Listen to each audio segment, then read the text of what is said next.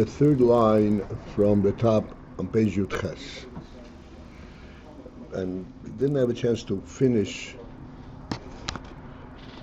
this phenomenon of a melech, where two opposing ministers when they come in the presence of this melech, all of a sudden they see things together as in a united manner. So there are two things that are left to completely understand the mashal. The opposition of the two ministers, and we said that they are opposing each other in full force. That opposition is in full force. And it is not simply because this is me and this is you, and I'm not going to give in to you. There is a bestowed strength for each one of them from the king. The king appointed each one of them to head a certain office, and that gives them the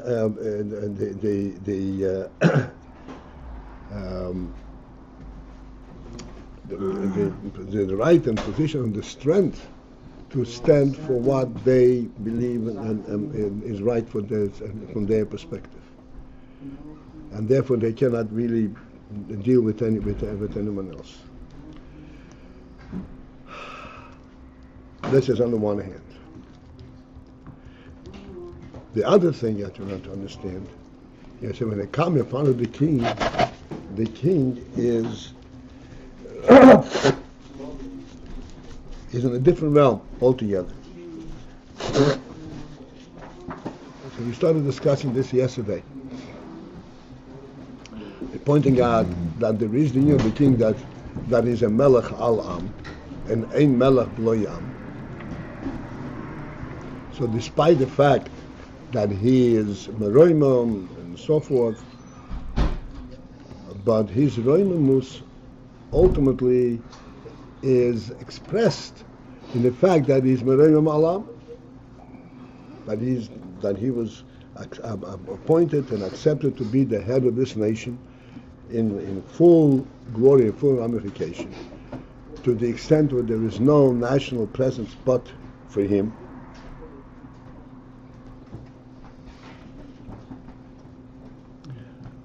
And from this position, this is where the two ministers get their strength. Because he became a melech alam, and he appointed them, this is where they get their strength. When they come in front of the king, they're facing a different reality. When they're out, their license comes from the fact that the king is a king on the nation. When they're in front of the king, then they are in front of the origin of why was the king chosen in the first place. His essential reimamus, where he is not, where there is not the whole Inyan of him being king of the nation. Then he's king. He is in his own reimamus.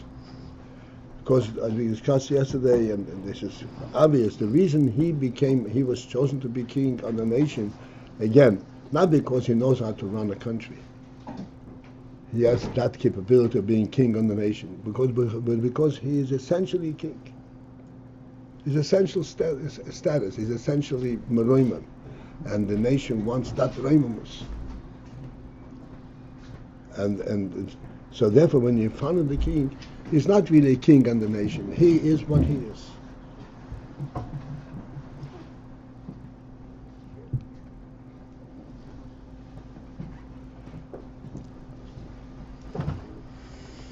We can add another notch to this. phenomenal union. Where is the king? Where does a human being get that kind of remus? After all, the human being is part of the world of the creation. And as we say that there is a mashal right here on earth of such an entity, of a melech who is a melech correctly by right, and he is completely above being a king on the nation, so to speak. He is in his supremacy. Where does that come from? And the explanation for that is, again, going back to the principle that the Rambam presents. There are two elements that the Rambam presents. One is that there is a first being. And then there is Amitis Himotzi, from which everything comes to be. Amitis Himotzi, as we discussed many times, this is already the Oyed, this is the manifestation. The initial Inyan is that he is a first being. He doesn't need anything. He's a first being in reality itself.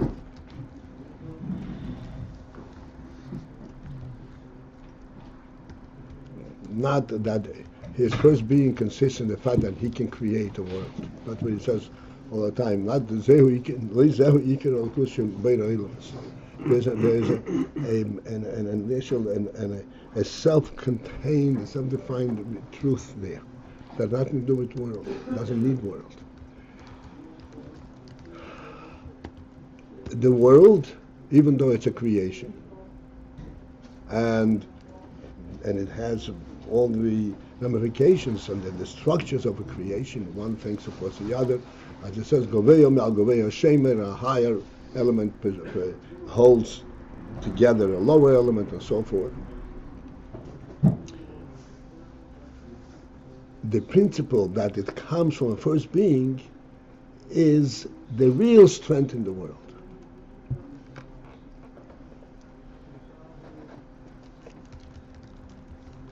This is what gives the world a real presence. But it's not a relative, just a circumstantial presence. There is that, because its origin is from a first being. And he wants it. And this is why there's this phenomenal reality in the world. We asked always the question, how come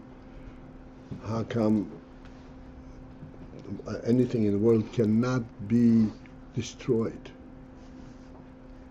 Because it actually is rooted in an indestructible reality.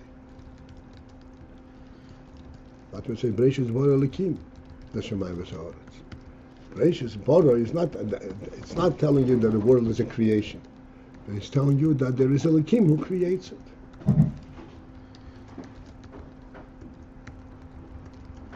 This level is Meroim al-Am, or this is no, describing right now by himself. This is why we say that in Rosh Hashanah we have to be Mamshich Malchus from its origin, from prior becoming a Melech Halam. That is the real strength of the world.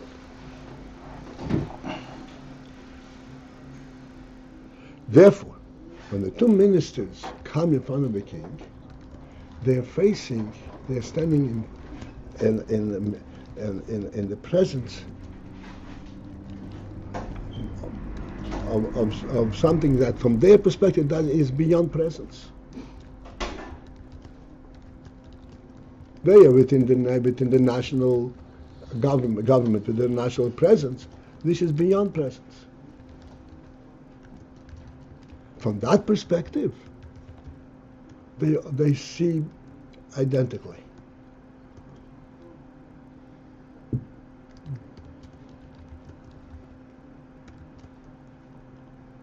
This is where they can be inside. This is the pshat. Oyer Elyon, at the Rebbe points out, that is Lamaila from the Iyar Shoyra Shosha Mekoira. The Iyar Mekoira. the principle of their source. This is above the principle of their source. That's the Ayin that brings them to total beetle in their own Metzias, because you're talking about something that precedes Metzias. Put it in very simple terms, like this, what they see exactly the same. Could we say that is precisely that they want him to be a king? They recognize his essential royalness, and just like in onset of a melucha, like all the nation got together to make him a king. So the only thing that they want is to be shy to this his essential royalness, and that's what is their unifying side.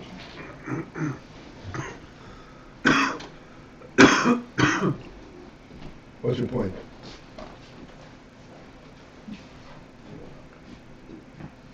That we could say what exactly they are one about.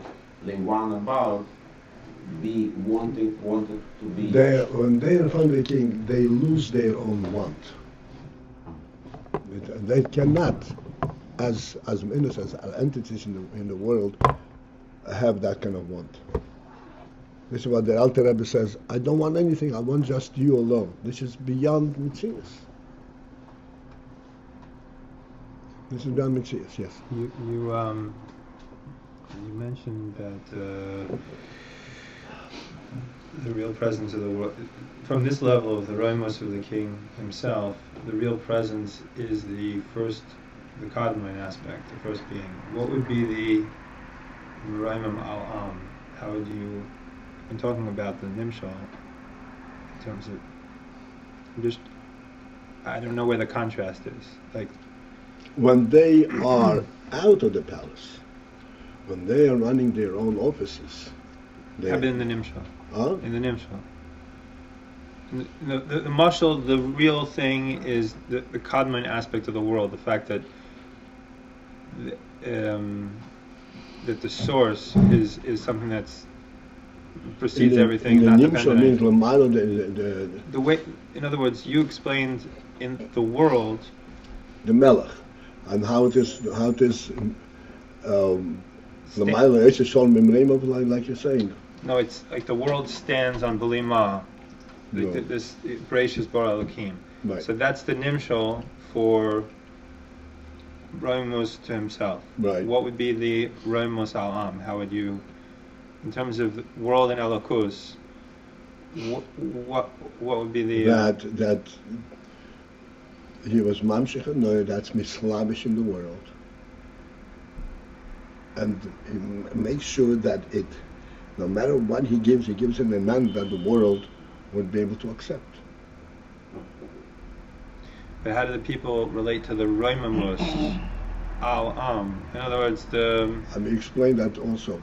This is not here, but the Roimamus al-Am, like he gave the muscle from light. Light essentially is not worldly. It's not a worldly phenomenon. Okay, so it's seeing... And yet it functions within the world, in a worldly manner. So within the world, seeing the quality that really is not worldly, basically. Right. But it's you're seeing it in a worldly framework. That's right. This is Roimamus Alam. He uplifts the entire nation to a level that it cannot understand from its own perspective, but nevertheless he gives it to them in a manner that they are able to process it. And the other way is like totally not worldly. Like the Eibishter wants the world, therefore the world stands because the Eibishter... They don't even relate to the world; they relate only to him. There is a first being. The world has there's a worldly term how you call it world. It was a creation. First being, there's no worldly term to refer to it. You understand what I'm saying? was a world determined. It was a creation. It's a miracle. But nevertheless, I understand what I'm talking about. A first being, you can't understand what you don't know. There's no way to grasp the whole concept. So you're not thinking. You're thinking directly of the first being, in other words, and Rome was to himself. You're not thinking that. I'm saying this is beyond seichel. Yeah. So you cannot recognizing that. You take it through beetle.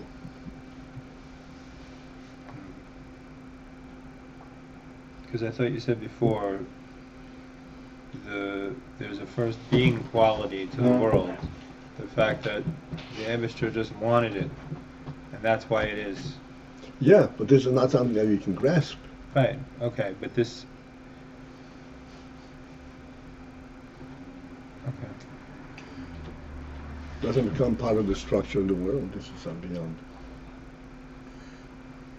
When they leave the presence of the king, do they go back to opposing each other?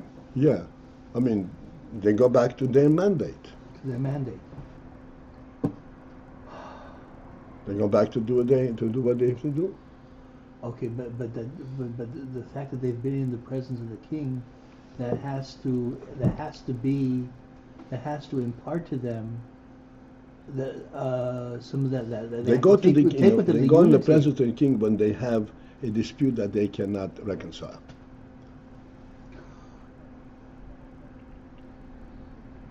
And he tells them, and he tells them what to do. When they come in front of the king, it's reconciled. How? Well, because they recognize something superior that unifies everything. Just being in the king's presence. Just being in the king's presence. Not independent of whatever he tells them. Right. Because their mode of understanding at that point is, let's say, supreme faculty of beetle. It was another muscle. Okay? He says that they become mishtabim kmei b'dei ki'ilu heim b'dei yoachas mamash ashtiv the war in with one opinion. Okay, the third line from the top. Okmoi shnei dayonim ha'shecholkim be'ez Ayin. This is also similar as two judges that have a dispute between them. Be'ez Ayin, they dispute a certain situation. Zeh mezake v'zeh kuli. One mezake, one sees it from a favorable perspective, and one sees it from a negative perspective. Ubishneihem, by both of them, hu mitzad hadas v'ha'akora sholahem behu inyan. This inyan that they oppose one another and they see it differently, it is due, and it has at the level of das and hakora sholahem, of their cognizance of this inyan in this inyan. Zeh makir b'daite. This one recognizes in his das. We'll discuss these terms. This is nothing new, but this one recognizes in his das shehu inyan kach v'kach, that the inyan is such and such. And the other one, his hakora in this inyan is exactly the opposite.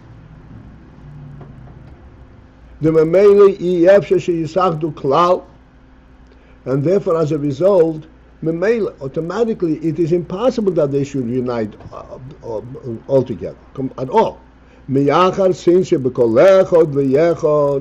Since that in each one of them, who b'bchinas das v'hakora behoinyan, since by each one it is in the sense of a das v'hakora, a simple recognition in this inyan, loy b'bchinas sichli lavad, not in a seicheldike basis.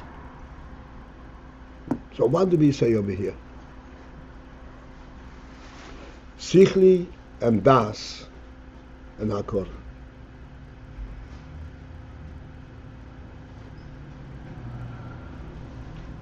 Hakora means recognition. And like we You spoke the other day, recently, when you see a person and you recognize him, you do not recognize him on the basis of any indicators. This recognition is possible, as we said, only by sight. You cannot have the power of recognition with any other faculty. You can be convinced of something, but not recognition. That is only in sight.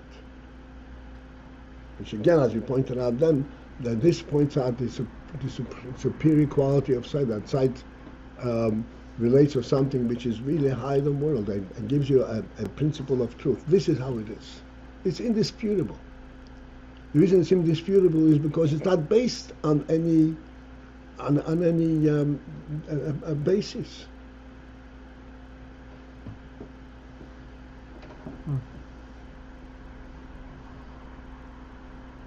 Since today we went a little deeper, I want to carry this also to that level of depth. The reason that there is such a uniqueness in every individual person, and an individual leaf, is that it actually represents something higher than world. If world were the basis of all existence, then it is just a combination of entities, of ingredients. But this is something beyond that. Like we said the other day, that you cannot identify a person by touch in the dark and say, this is him. You can feel him out, make the difference. You'll never identify him the way you identify him by sight. There's no way. Because when you're looking at him, you're not looking at his physical representation, physical form. You're looking at his nefesh. A personality which is representative of a nefesh element is not a physical thing at all. This comes, it is mamash nefesh, comes from the Creator, from the highest that's in the person. This is what you see. That hakara is beyond seichel. You cannot say, how come I recognize him?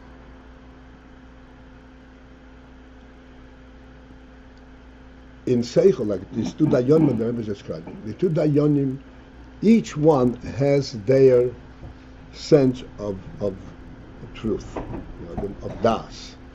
What is reality? And again, since we went that deep, I want to discuss this briefly.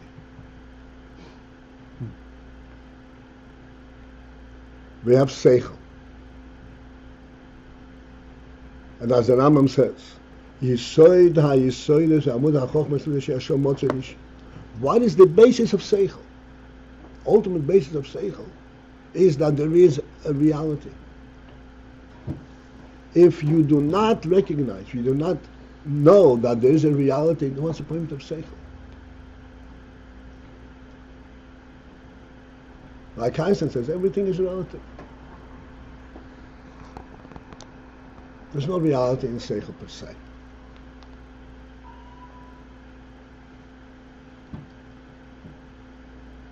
Looking at it from one angle, looking from the other angle. There is benefit and detraction in everything.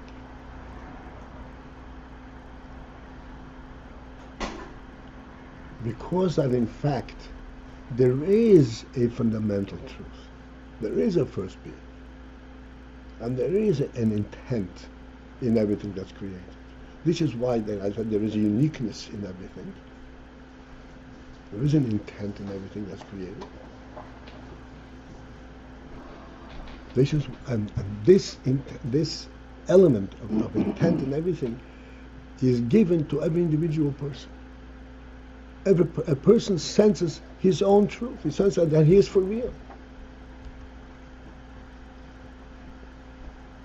This is what we say.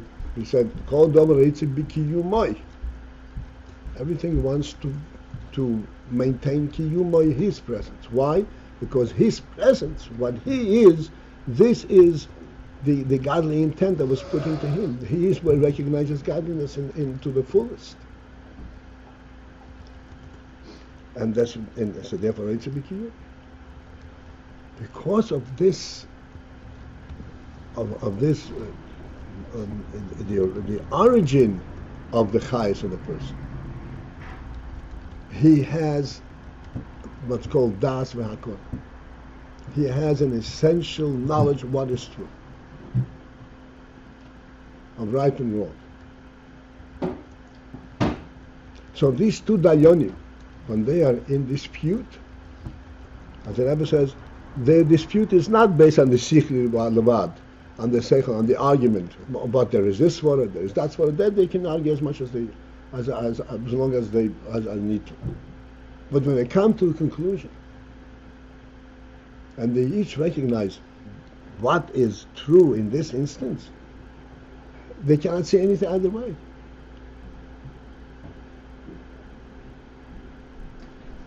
They cannot see anything other way. It's hakora. They're seeing a godly truth, and they're seeing it.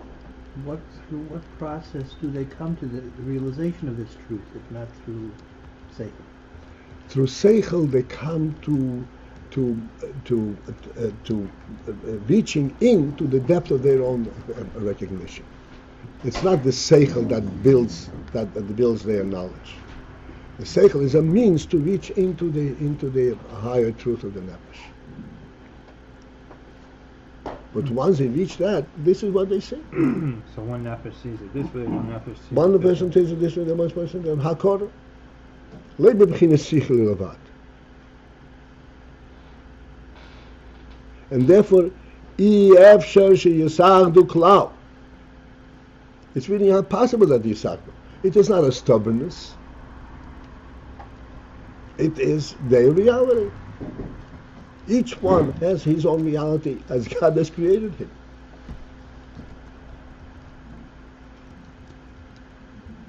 This is the phenomenal thing. It's like when the Shvatim all brought the same offering at the Mishkan. Each had their own seichel, but they came to the same differing seichel, different reasons, but they brought the same exact offering. That's right.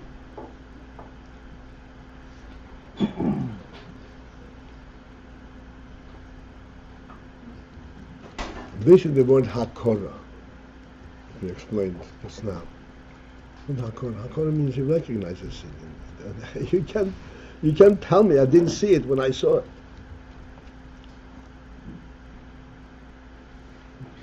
I don't understand it. It seems to me like the hakara and the das is lacking a sikhli element. It's above sikhli now. It's above it? Yeah. Well, I thought they have that hakara and the das. That's how they see it. They got to that, to the sikhli. That's what we just now discussed. The sikhli opened up their insight, and they saw it, and they came to a point where their seichel comes from. And it's not the same? By both of them? No, it's not the same. That's what they're disputing. Each one sees it differently.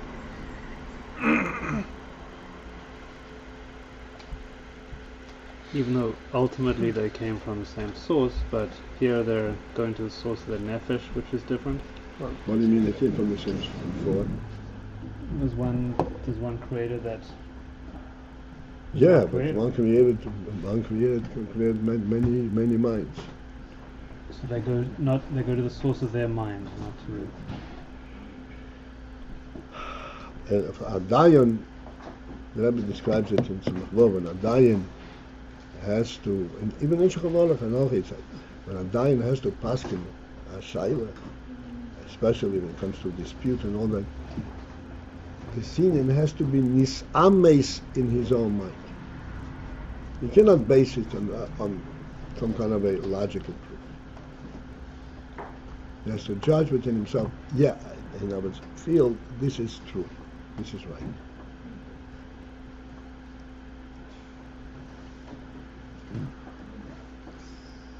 If two dayanim are sitting, and there are several of them are sitting, and there are the greats among them and the lesser the lesser of the greats.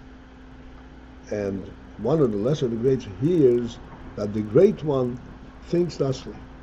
So he says, if he thinks thusly, it must be right. Then he says, I think thusly.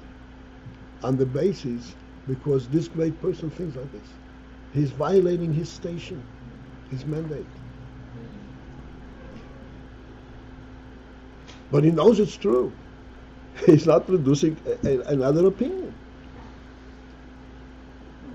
There has to be 70 opinions, not 69 and one consensual.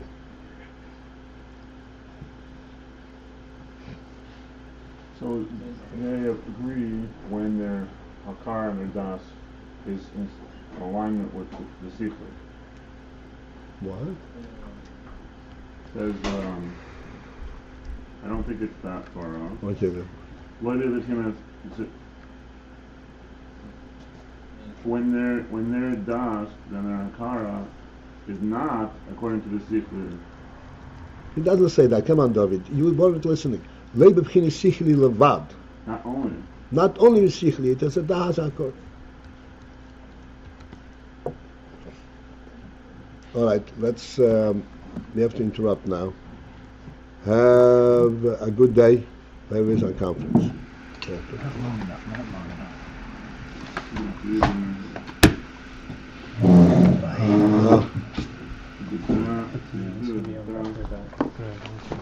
I get the check here. Yeah, sweetie. We could send it into Okay. yeah, you know, I'm sorry. I'm a little Yeah, low on sleep. yeah. But I'm here. You know what airplane mode is?